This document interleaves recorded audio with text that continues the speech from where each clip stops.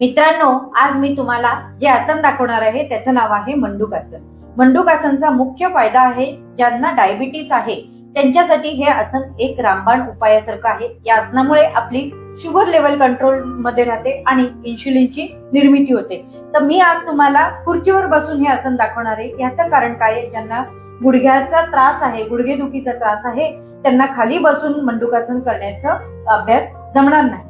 आणि दुसरं, ज्यांना खूप वजन जास्त असल्या कारणाने खाली बसता येत नाही त्यांच्यासाठी सुद्धा हे आसन या पद्धतीने अतिशय सोपं आणि उपयुक्त होणार आहे.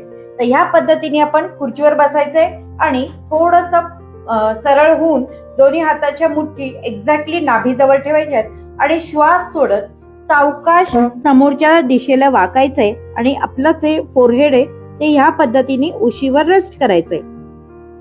नॉर्मल ब्रीदिंग मध्ये आसन 10 ते 15 सेकंद सुरुवातीला होल्ड करायचा प्रयत्न करायचा आहे.